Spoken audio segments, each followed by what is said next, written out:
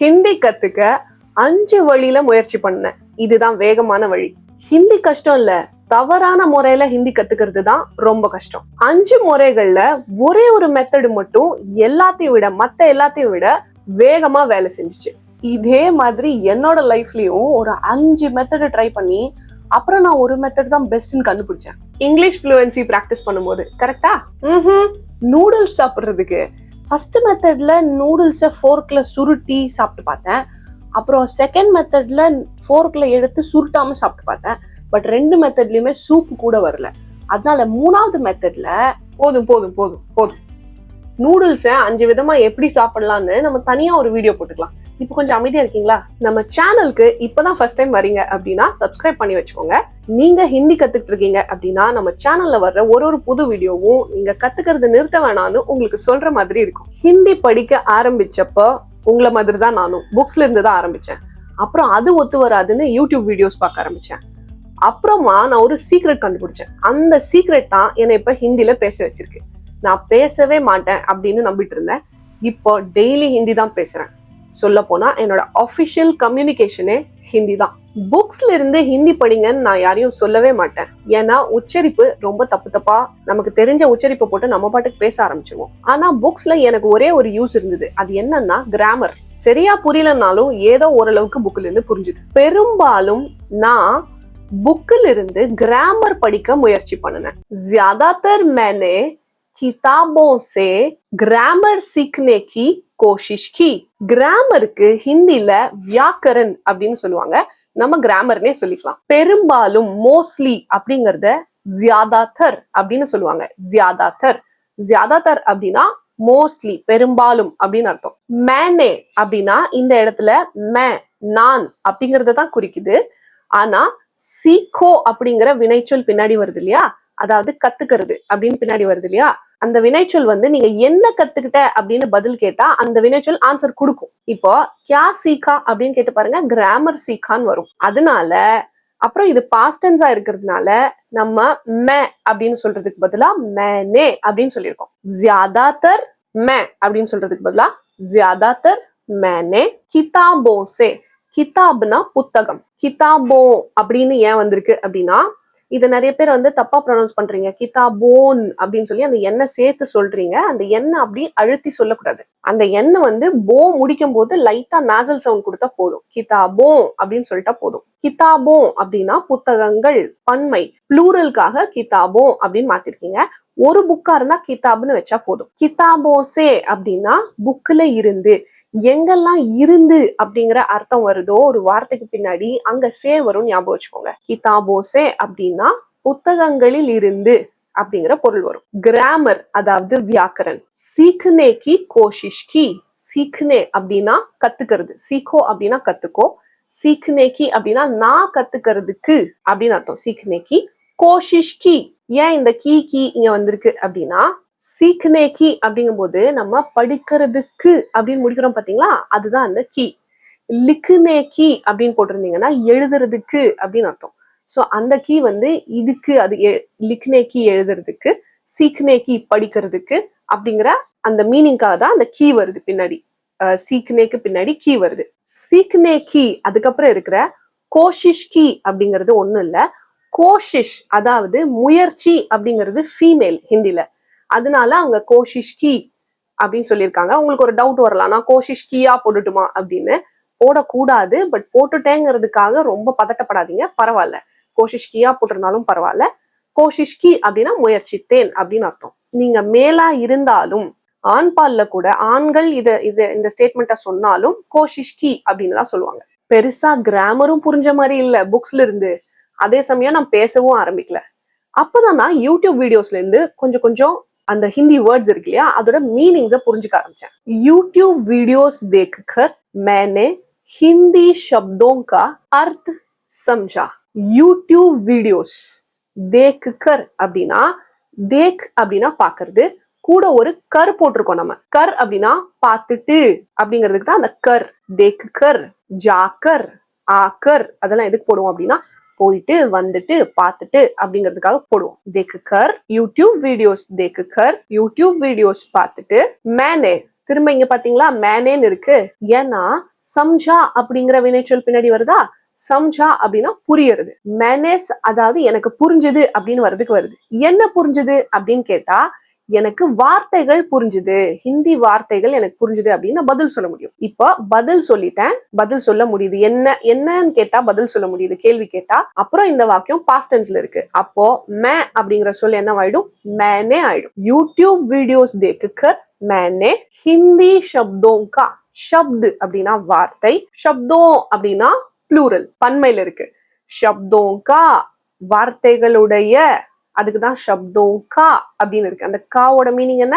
வார்த்தைகளுடைய அர்த். இது ஞாபகம் வச்சுக்க பெருசா நம்ம கஷ்டப்பட வேண்டியது இல்ல. அர்த்னா அர்த்தம் அப்படிங்கிற தமிழ் சொல்லி இருக்கு இல்லையா, நம்ம யூஸ் பண்ணுவோம் இல்லையா, அதேதான். அர்த் அப்படின்னா அர்த்தம், அதாவது மீனிங், அதாவது அதோட பொருள் என்ன அப்படின்னு புரிஞ்சுக்கிறதா அர்த். சம்ஜா அப்படின்னா புரிஞ்சுக்கிட்டேன் அப்படின்னு அர்த்தம். இப்படி வேர்ட் பை வேர்டா கத்துக்கிட்டு என்ன பண்றது? சென்டென்ஸ் தெரிஞ்சாதானே பேச முடியும். இன்னொன்னு, அடுத்தவங்க பேசுற ஹிந்தி புரிஞ்சாதானே நம்ம பேச முடியும். தினமும் இதே வேலையா உட்காந்துட்டு இருக்கோம், ஹிந்திக்காக இவ்ளோ டைம் ஒதுக்குறோம், ஒரு என்டர்டைன்மெண்ட் கூட நம்ம எடுக்கிறது இல்ல, ஆனா நமக்கு ஹிந்தியே வர மாட்டேங்குது அப்படின்னு ரொம்ப வருத்தப்பட்டேன். அப்பதான் ஒரு ஐடியா வந்தது, நம்ம ஹிந்தி மூவிஸ் பார்க்கலாம் அப்படின்னு. मैंने रोज हिंदी फिल्में देखना शुरू कर दिया. இங்க ஏன் மேனே போட்டிருக்கோன்னு நான் உங்களுக்கு சொல்ல வேண்டியது இல்ல, உங்களுக்கு தெரியும். ஏன்னா பின்னாடி வர்ற வேர்ப் என்னது? தேக்கா. அதனால மேனே போட்டிருக்கோம். ரோஸ்னா என்ன? தினமும். ஹிந்தி ஃபில்மே, ஃபில்மே அப்படின்னா, ஃபில்ம் அப்படின்னா ஒண்ணு, ஃபில்மே அப்படின்னு எதுக்கு போட்டிருக்கீங்கன்னா ப்ளூரலுக்காக போட்டிருக்கீங்க. நிறைய படங்கள் அப்படின்னு சொல்றதுக்காக ஃபில்மே அப்படின்னு போட்டிருக்கீங்க. தேக்னா பாக்குறதை, இந்த இந்த பாத்தீங்களா, இந்த ரூட் வேர்ப அப்படியே எடுத்துட்டு வந்து இங்க போட்டிருக்கீங்க, தேக்னா அப்படின்னு. இது நீங்க எதுவுமே மாத்தல. தேக்னானா பார்த்தல். ஏன் இங்க அப்படியே எடுத்துட்டு வந்து போட்டீங்க? பார்த்தல் ஆரம்பிச்சுட்டேன் அப்படின்னு வருது பாத்தீங்களா, பாக்குறதை ஆரம்பிச்சுட்டேன். ஷுரு, ஷுருனா என்ன? ஸ்டார்ட் பண்றது, ஆரம்பிக்கிறது, அதான் ஷுரு. ஷுரு கர்தியா, கர்தியா அப்படின்னா கம்ப்ளீட்டா நான் ஆரம்பிச்சு முடிச்சிட்டேன். இது ஒரு பாஸ்ட் பெர்ஃபெக்ட், அதாவது இறந்த காலத்துல ஒரு நிகழ்வு ஆனா அது கம்ப்ளீட்டா நடந்து முடிஞ்சிருச்சு அப்படின்னு சொல்லணும். அப்படின்னா நீங்க இந்த தியா அப்படிங்கறத சேர்த்துக்குவீங்க. கர்தியா, இதுக்கு பொருள் என்ன? நான் பார்த்தேன் அப்படின்னு சொல்றது பாஸ்ட் டென்ஸ். நான் ஹிந்தி படம் பார்த்தேன் அப்படின்னு சொல்றது நான் பார்க்க ஆரம்பிச்சுட்டேன், நிறைய படம் இதுக்குள்ள நான் பார்த்து முடிச்சுட்டேன் அப்படின்னு நீங்க ஏதோ ஒரு இறந்த கால நிகழ்வை கம்ப்ளீட்டா முடிஞ்சிருச்சுன்னு சொல்ல வரீங்க. அப்படிங்கும் போது இந்த தியா நீங்க யூஸ் பண்ணுவீங்க. அதாவது பாஸ்ட் பெர்ஃபெக்ட். मैं रोज हिंदी फिल्में देखना शुरू कर दिया. நான் தினமும் ஹிந்தி படங்கள் பாக்குறத ஆரம்பிச்சுட்டேன். புதுசா வர்ற படங்கள்ல அவங்க ஹிந்தி பேசுறாங்களான்னு எனக்கு தெரிய மாட்டேன். பாதி இங்கிலீஷ் கலந்து பேசுறாங்க, ஸ்டைலுங்கிற பேர்ல என்னமோ வேகமா பேசுறாங்க, எனக்கு ஒன்னும் புரியல. சரி, ஒண்ணு பண்ணுவோம், பழைய படங்கள் ஏதாவது எடுத்து பார்க்கலாம் அப்படின்னு சொல்லிட்டு பழைய படங்களை எடுத்தா கதை நல்லா புரியுது. அங்க கதையிலயோ இல்ல அவங்க ஹிந்தி தான் பேசுறாங்களா அப்படிங்கிற பிரச்சனை எல்லாம் எதுவும் இல்ல. ஆனா அங்கேயும் ஒரு பிரச்சனை என்னன்னா, அவங்களோட ஸ்பீடே எனக்கு ஸ்பீடா தெரியுது. நானும் ஹிந்தி படம் பார்த்து ஹிந்தி கத்துக்க ட்ரை பண்ணனே. ஓ சூப்பர் பிரியா மிஸ், எந்த படம்? சென்னை எக்ஸ்பிரஸ். சென்னை எக்ஸ்பிரஸா? இங்க அந்த படத்துல ஷாருக் கான் பேசுற டைலாக் ஒண்ணு சொல்லுங்க. நான் ஷாருக் கான் மாதிரி பேசி பழகல, நான் தீபிகா படுகோன் பேசுற மாதிரி ஹிந்தி பேசி பழகினேன். ஐயோ, தீபிகா பேசுற ஹிந்திய பழகக்கூடாது, அது நம்ம சவுத் இந்தியன்ஸ் எப்படி ஹிந்தி பேசுவோம் அப்படின்னு பேசி ஸ்லாங்கா பேசி நம்மள கிண்டல் பண்ணிருப்பாங்க. It is mocking us. நான் தீபிகா படுகோன் மாதிரி தான் பேசுவேன், என் வழி தனி வழி. ஐய, நீங்க இந்த தப்ப பண்ணிடாதீங்க. ஒரு படம் பாக்குறீங்க அப்படின்னா அதுல பர்டிகுலர் கேரக்டரோ இல்ல நிறைய கேரக்டரோ நீங்க ஃபாலோ பண்றீங்கன்னா அவங்க ஹிந்தி எல்லாம் கரெக்டா இருக்கான்னு பார்த்து பழகுங்க. சில படத்துல, மொத்த படத்துலயுமே ஹிந்தி நல்லா இருக்காது, தயவு செஞ்சு அந்த படத்தையே பாத்துறாதீங்க. இந்த 3 மெத்தட்ஸை ட்ரை பண்ணி வெக்ஸ் ஆயிட்டேன். இது என்னடா புலி வருது கதையா இருக்கு, இப்படியே போனா ஹிந்தி நம்ம பேச போறது இல்ல, நம்ம போய் நம்ம நார்த் இந்தியன் ஃப்ரெண்ட்ஸ் கிட்ட ஹிந்தி பேச ஆரம்பிச்சிடலாம் அப்படின்னு பேச ஆரம்பிச்சிட்டேன். मैंने अपने नॉर्थ इंडियन दोस्तों से बात करना शुरू किया. मैंने, நான், अपने என்னோட, இந்த ஹிந்தில இட் செல்ஃப், ஹர் செல்ஃப், ஹிம் செல்ஃப்லாம் இருக்குல்ல, அது மாதிரி अपने போட்டீங்கன்னா நான் என்னோட அப்படின்னு அர்த்தம். मैंने अपने, ஏன் मैंने போட்டிருக்கோம் நீங்களே யோசிச்சு நீங்களே பதில் சொல்லிக்கோங்க. मैंने அப்படின்னு ஸ்டார்ட் பண்ணிட்டு अपने போட்டீங்கன்னா நான் என்னோட. मैंने अपने நார்த் இந்தியன் दोस्तों से, இங்க ஏன் दोस्तों போட்டிருக்கோம், இதுவும் நீங்க யோசிச்சு பதில் வருதான்னு பாருங்க, இல்லைன்னா கொஞ்சம் ஃபார்வர்ட் போனீங்கன்னா கண்டுபிடிச்சிடலாம். दोस्तों से मैंने अपने दोस्तों से बात करना शुरू किया. बात करना அப்படின்னா பேசுறது. बात करना அப்படின்னா என்னது? பேசுறது. शुरू किया ஆரம்பிச்சேன். मैंने अपने என்ன பேசினேன் அப்படின்னு கேட்டா ஹிந்தி பேசினேன் அப்படின்னு பதில் வர்றதுனால நான் मैंने போட்டிருக்கேன். பாஸ்ட் டென்ஸ் அப்படிங்கறதுனாலயும் நான் मैंने போட்டிருக்கேன். मैंने अपने நார்த் இந்தியன் दोस्तों से, दोस्त से அப்படின்னா நண்பருடன், दोस्तों से அப்படின்னா நண்பர்களுடன், बात करना பேச, शुरू किया, शुरू किया அப்படின்னா ஆரம்பிச்சுட்டேன். ஏன் நீங்க கியா போட்டிருக்கீங்க அப்படின்னா பர்ஃபெக்ட், நான் ஆரம்பிச்சு முடிச்சாச்சு, கம்ப்ளீட்டா ஸ்டார்ட் ஆயிடுச்சு இந்த ப்ராசஸ் அப்படிங்கும் போது நான் அந்த கியா யூஸ் பண்ணுவேன். முதல்ல உங்க நார்த் இந்தியன் ஃப்ரெண்டு கிட்ட நீங்க ஹிந்தில என்ன பேசுனீங்க? யாருக்கு தெரியும்? நான் பேசுற ஹிந்தி அவங்களுக்கு தெரியாது, அவங்க பேசுற ஹிந்தி எனக்கு புரியாது. நான் ஹிந்தி பேசினாலே ஒரு குவிஸ் கேம் மாதிரி ஆயிடும். இரு சுபா இதை சொல்லியிருப்பா, இரு சுபா அதை சொல்லியிருப்பா, எனக்கு தெரியும் அவ இதுதான் சொல்ல வரா அப்படின்னு சொல்லி அவங்களுக்குள்ளேயே ஒரு குவிஸ் கேம் போட்டு ரொம்ப நேரம் யோசிச்சு பார்ப்பாங்க. அப்பவும் அவங்களால கண்டுபிடிக்க முடியாது. ஏன்னா அவங்க கெஸ்ஸே பண்ண முடியாத மாதிரி நான் வேற ஏதோ பேசியிருப்பேன். அவங்களே பொறுமை இழந்து சரி எங்களால கண்டுபிடிக்க முடியல, நீ என்ன சொல்ல வந்தியோ அதை நீ இங்கிலீஷ்லயே சொல்லிடுன்னு சொல்லிடுவாங்க. வெரி டிப்ரெசிங் இல்லையா? உங்கள பல பேர் இந்த ஸ்டேஜ்ல இருப்பீங்கன்னு எனக்கு தெரியும். கவலைப்படாதீங்க, கண்டினியூஸா ட்ரை பண்ணுங்க. என்னோட ஹிந்தி கோச்சிங் கிளாஸஸ் நீங்க ஜாயின் பண்ணணும்னா வாட்ஸ்அப் நம்பருக்கு வாட்ஸ்அப் பண்ணுங்க. என்ன ஹிந்தி பேச வச்ச சக்சஸ்ஃபுல் மெத்தட் பத்தி தான் இப்ப நம்ம பார்க்க போறோம்.